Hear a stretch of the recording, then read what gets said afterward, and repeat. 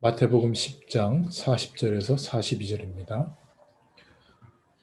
거기 교재에 있을 겁니다. 같이 봉독합니다. 너희를 영접하는 자는 나를 영접하는 것이요 나를 영접하는 자는 나를 보내신 이를 영접하는 것이니라.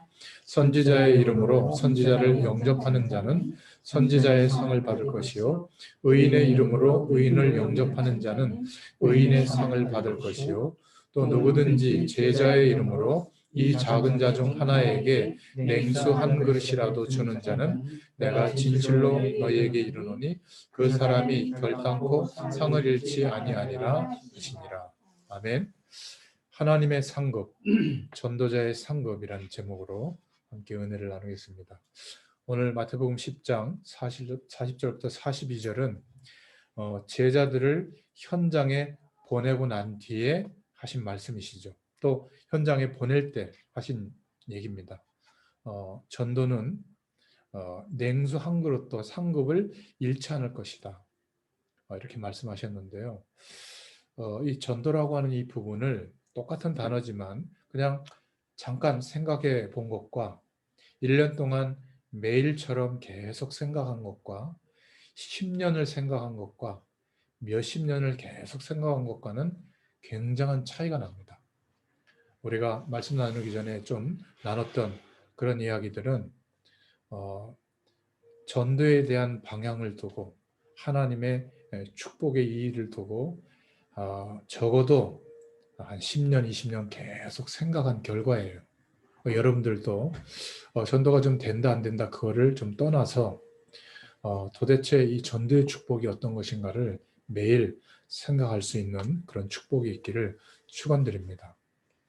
그래서 마태복음 4장 19절에 보면 예수님께서 말씀하셨죠. 나를 따라오너라. 내가 너희로 사람 낚는 어부가 되게 하겠다.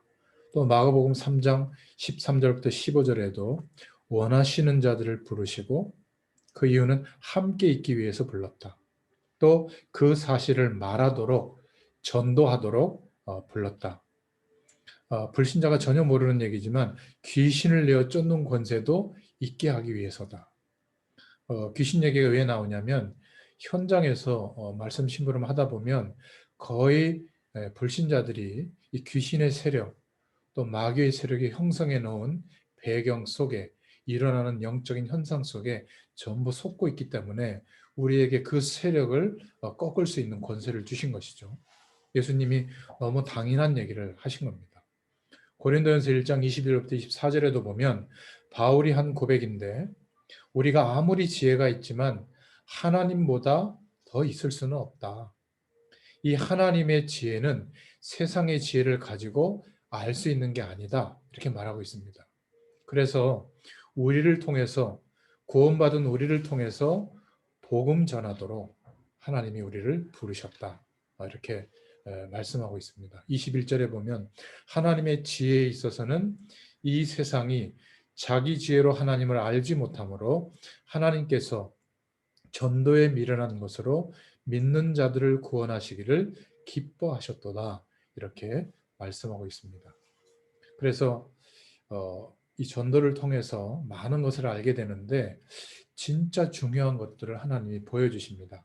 사실은 모든 하나님의 사명자들이 한번 생각해 봐야 될 부분이 있는데 하나님이 원하시고 또 축복하시는 이 전도하고 나하고 얼마만큼 가까이 있는지 그 거리 측정을 좀 한번 해봐야 돼요. 내가 시간이 좀 나고 형편이 여유 있어서 할 수 있다고 생각하는 건지 그게 너무 나하고 상관이 없다면 상당히 손해를 보고 있다고 봐도 무방합니다. 아마 대부분의 사람들은 전도가 굉장히 나하고 멀리 있거나 상관이 없게 이렇게 살아가는 사람도 많을 겁니다. 시간이 없는데요. 이렇게 말하는 사람도 있겠지만은 전도는 시간을 가지고 하는 게 아니라고 봅니다.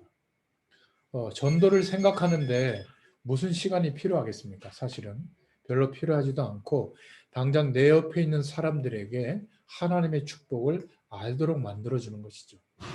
그래서 중요한 응답들이 우리에 오게 되는데 그 첫 번째는 세 가지 종말이 있다는 것을 알게 됩니다.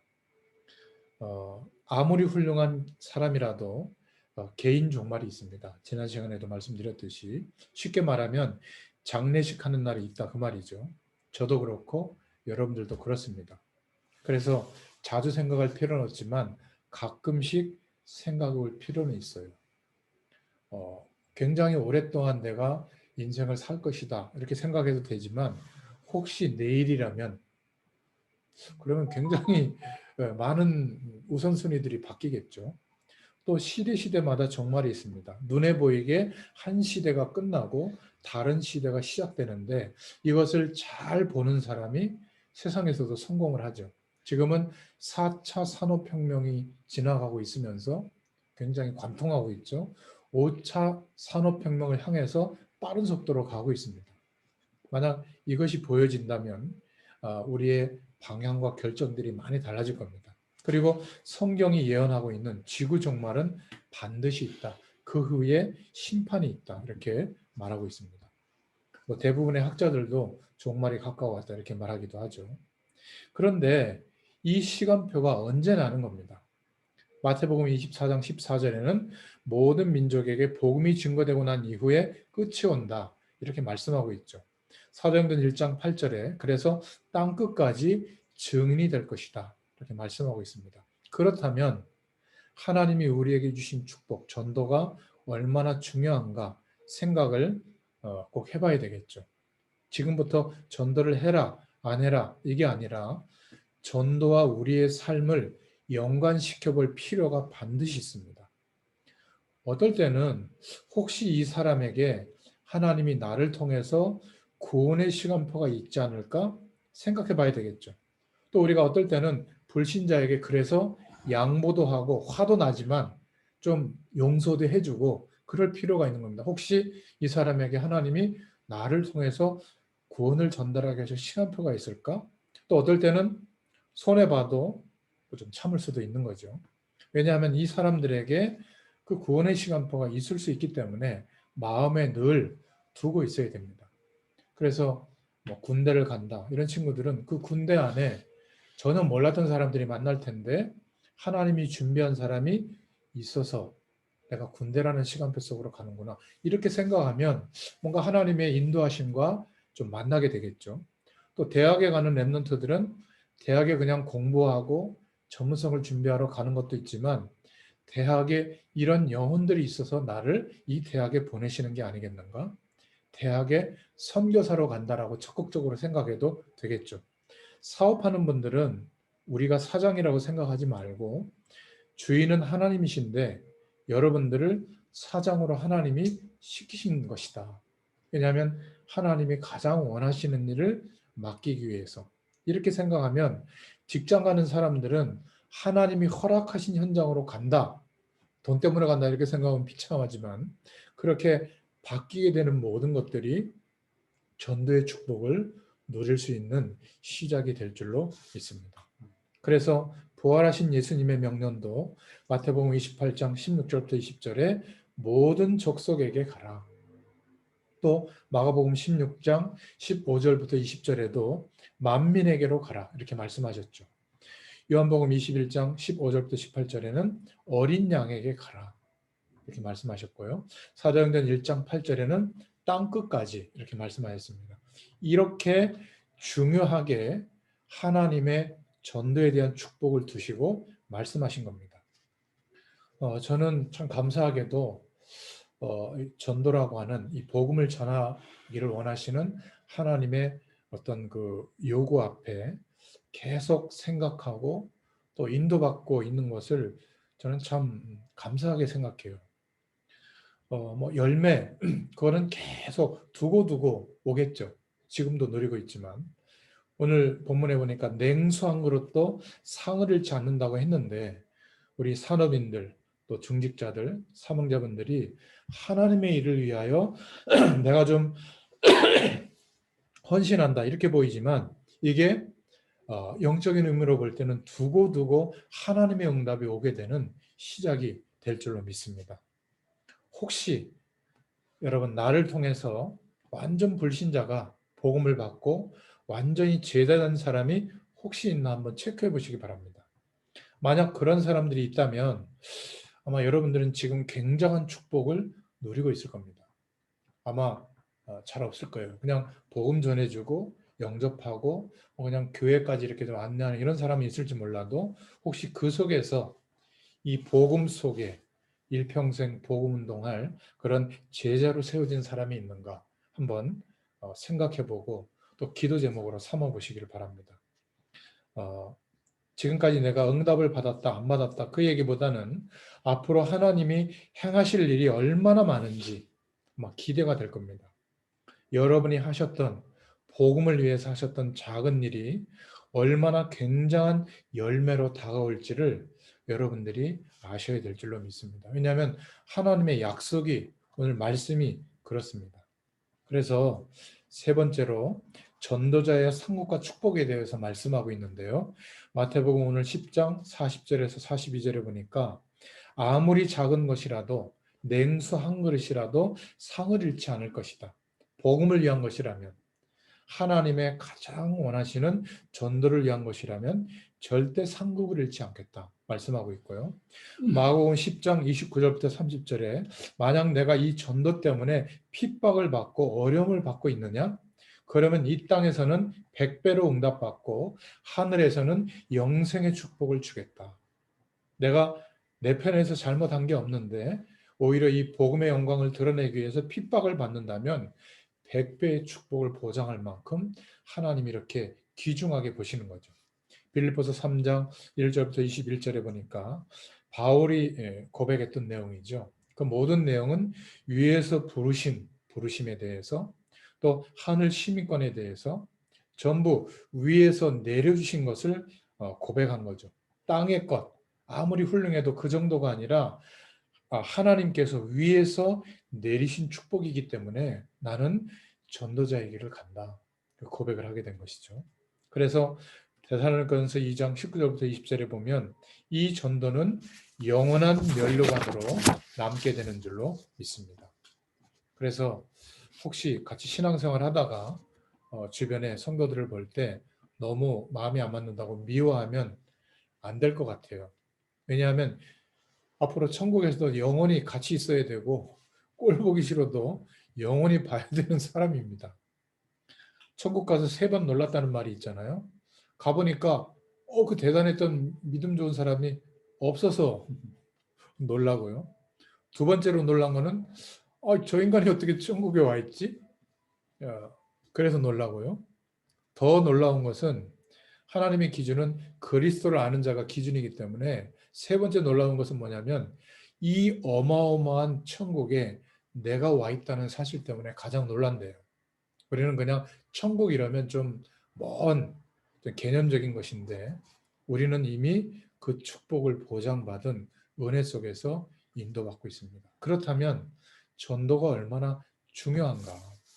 그래서 사도행전 1장 1절 오직 그리스도, 사도행전 1장 3절에 오직 하나님의 나라, 사도행전 1장 3절에 오직 성령, 1장 8절에 이 단어는 다 알고 있습니다. 알고 있는데 우리는 어떻게 이해를 해야 되겠느냐, 이게 중요하겠죠. 오직 그리스도, 하나님의 나라, 성령 충만에 대한 증인으로 우리를 인도하시는데 결론적으로 우리가 해야 될 결단은 그렇기 때문에 다른 것에 너무 많은 영향을 받을 필요가 없다. 복음과 이 축복 외에 다른 것이 너무나 많죠. 그러나 그 틀린 것에 너무 영향받지 마시길 바랍니다. 틀린 것인데 그렇게 영향받을 필요가 없는데 망할 것이고 반드시 실패할 것인데 거기에 영향받을 필요가 없는데 우리는 왜 이렇게 영향을 자꾸 받으려고 하는지 모르겠습니다. 그 말을 깨달아야 오직이라는 말을 이해할 수가 있습니다. 교회 가보면 또 선교 현장, 전도 현장에 보면 쓸데없는 말들이 많습니다. 거기에 영향받을 필요가 없죠. 우리는 그런 내용을 알고 있지만 그 배후에 하나님께서 그 모든 것을 합력하여 선을 이루시는 하나님의 축복을 조금 생각해보고 기도해보면 오히려 우리가 할 게 오직 그리스도, 하나님의 나라, 오직 성령의 축복 아니겠어요? 여러분, 세상에서 특히 산업 현장에서 인도받다 보면 실망할 게 너무나 많습니다. 거의 다 틀린 어떤 그런 지시라고 할게요. 그런 것들을 많이 하고 있습니다. 그 알량한 돈 때문에 말이죠. 그걸 보고 우리가 얼마나 실망하고 있습니까? 정신을 좀 조금만 차려도 되죠. 사기꾼은 이 산업 현장에 우글우글 합니다. 그걸 보고 아이 내가 더 이상 이 산업 현장 싫다. 세상 사기 싫다. 이거는 곤란한 겁니다. 다 틀리고 있기 때문에 쉬워요. 안 틀리는 거 하는 거 쉽잖아요.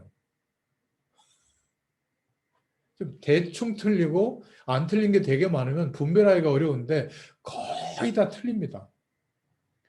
우리가 열심히 하면 된다고 하는데 그게 맞습니까? 상식의 영역에서는 맞는데 진리의 영역에서 보면 물 떠나 있는 물고기가 빨리 물속으로 들어가는 노력을 해야 되는데 하나님 떠난 인간은 산업인이랄지라도 전문성을 가지고 많은 일을 감당할지라도 하나님과 함께하는 하늘 보좌의 축복을 모르면 바벨탑처럼 무너지는 그 노력을 하고 있는데 그러니까 대부분 틀린 것을 하고 있기 때문에 오히려 좀 극단적인 얘기지만 안 틀린 걸 하면요. 너무나 쉽게 응답이 와요. 하나님 주신 응답을 너무나 쉽게 받을 수 있는 길이 우리에게 주어져 있는 겁니다. 그래서 오직이라는 단어를 알면 지속이 되어집니다. 바쁘고 많은 일들이 엉켜 있고 심각한 어려움이 우리에게 계속되더라도 하나님과 함께하는 그 은혜를 누리는 시간, 조금 우리 어떤 삶을 성공시키기 위해서가 아니라 하나님의 말씀을 믿는 믿음을 가지고 하나님을 바라볼 때 정말 이 세상에서는 알 수 없었던 하나님의 나라, 성삼위 하나님의 축복이 경험됩니다. 그러면 내가 하는 영역보다 하나님께서 하실 수밖에 없는 영역을 믿을 수밖에 없게 돼요. 믿어지게 돼요. 237 나라, 5천미 전도 종족, 그리고 산업인으로서 꿈꾸고 있는 그런 기도 제목들 어떻게 우리가 할 수 있겠습니까? 못해요. 그래서 가장 먼저 하나님과 함께하는 축복을 누리고 그리고는 어디로 돌아오죠? 이제 우리의 현실로 돌아와서 지금 주어진 이 속에 그 모든 하나님의 응답들이 있다는 것을 믿고 최선을 다하는 겁니다. 어려움도 견디고 좀 극복하려고 노력하고 시행착오를 겪는데 그게 끝이 아닌 거예요. 하나님이 하실 일들이 보여지게 되는 줄로 믿습니다. 그래서 우리가 바꿀 게 있는데 첫 번째로는 말씀 붙잡을 때 이렇게 바꿔야 됩니다. 내 생각을 하나님의 생각으로 바꿀 수 있어야 돼요. 제가 처음에 성경장에 갔을 때는 내 생각으로 성경장을 봤는데 아까 말씀드린 것처럼 교회를 통해서 하신 하나님의 선교가 있고 또 선교사님들을 통해서 하신 선교가 있고 선교 단체를 통해서 하신 선교가 있고 또 NGO들을 통해서 하신 선교가 있고 그 나라 사람들이 원하는 선교가 있는데 그 전체를 통해서 하나님이 원하시는 선교가 있는 거예요. 이거를 보기까지 20 몇 년이 걸린 겁니다. 이게 보이고 나니까 왜 내가 그 현장에 가야 할 마음을 하나님이 자꾸 주시는지 알겠는 거예요. 그리고 어떤 기도를 해야 되는지 알겠는 거예요. 그러니까 굉장히 선교와 전도에 대해서도 차분해지는 겁니다. 말씀을 붙잡을 때 내 생각대로가 아니라 하나님의 생각으로 말씀 붙잡으시기 바랍니다. 적어놓고 한번 생각해 보세요. 기도해 보세요. 아시게 될 거예요. 기도할 때도 나의 소원이 하나님의 뜻으로 바뀌어지도록 하나님의 뜻으로 기도할 수 있기를 원합니다. 이미 말씀으로 주어지고 있죠. 그 말씀 속에서 나의 소원이 재해석되도록 기도해 보세요. 전도할 때도 나의 것이 아닌 하나님의 것으로 할 수 있도록. 그러니까 성삼위 하나님의 능력으로 그 응답을 누리는 것을 설명하는. 나의 것은 뭐 내가 했던 방법, 노력, 열심, 조금 내 인생의 틀 안에서 경험한 증거들 이런 것이 아니라 하나님의 것으로. 그러면 어떻게 되는 줄 아세요? 해방됩니다. 어떤 현장도 리포메이션이라고 하죠. 재창조의 능력으로 역사하시는 하나님의 축복이 시작됩니다. 그러면 이제 결론이 오게 돼요. 하나님의 계획이 무엇인가, 무슨 일을 하든지 이 질문 앞에 딱 서게 됩니다.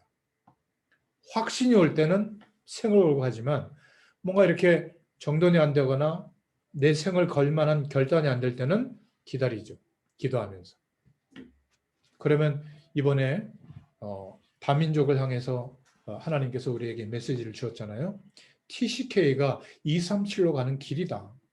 그리고 렘넌트들과 RUTC가 바로 그 237에서 찾은 하나님의 사람들을 훈련해서 파송하고 하나님의 영광을 드러낼 플랫폼이다. 결국 복음의 안테나 역할을 할 인재들을 일으킬 수 있는 답을 하나님이 우리에게 주실 것이다. 그리고 그것을 지속 가능하다 할 수 있는 콘텐츠는 바로 영원한 복음의 말씀이다. 자, 이러면 우리에게 지금 와 있는 문제는 답이 될 줄로 믿습니다. 그리고 혹시 내가 영적으로 약간 믿음의 삶 속에서 또 교회 속에서 시험이 들고 있다. 내 자신을 하나님 바꾸시는 기회가 온 거예요. 갱신할 기회가 온 겁니다. 그리고 정말 내가 봐도 사람들이 봐도 위기가 왔다. 이제는 하늘 보좌의 축복을 의지해서 창조의 능력, 재창조의 능력을 경험할 정말 기회가 온 겁니다. 그래서 나의 중심이 참 복음이면 하나님이 역사해 주실 줄로 믿습니다. 여러분, 모든 사람, 모든 일, 모든 현장이 전부 응답이 될 거예요. 이때부터. 그러면 우리 자신을 사랑하게 되고요. 또 나를 만나는 나와 이렇게 연결되어 있는 사람도 사랑할 수 있는 마음이 생기게 되고 더 적극적으로 섬기게 되고요. 어떨 때는 자녀들이 있다면 훈육도 할 수 있습니다. 정죄하거나 율법적으로 판단하는 훈육이 아니라 사랑으로 이 하나님의 놀라운 축복을 안내하기 위해서 훈육도 가능한 겁니다. 그죠? 그런데 이 축복에 대한 증인으로 아직 내가 서지 못했다면 아무리 좋은 강조점도 율법적 기준이 될 수밖에 없습니다. 판단하는 기준밖에 안 되는 거죠. 그래서 정말 버려진 것, 또 버려진 것에 대해서 하나님의 부르심을 깨닫는 또 한 주일에 응답이 있게 될 줄로 믿습니다. 전도자의 상급, 이 축복 속에 우리의 인생을 부르신 줄로 믿습니다. 이 은혜를 누리시는 축복이 있기를 예수님의 이름으로 축원드립니다. 하나님 감사합니다. 오늘도 귀한 은혜를 허락해 주셔서 이 말씀의 약속을 붙잡고 하나님을 바라보는 현장마다 중심마다 하나님이 약속하신 성령의 충만함과 그 능력으로 역사하시는 은혜 속에 또 하루를 또 한 주일을 우리의 일평생을 인도받게 되도록 역사해 주시고 특별히 우리의 전문 분야와 산업 현장에 증인으로 설 수 있도록 주님께서 충만하게 은혜를 베풀어 주시기를 소원합니다. 예수님의 이름으로 기도드렸습니다. 아멘. 감사합니다. 감사합니다.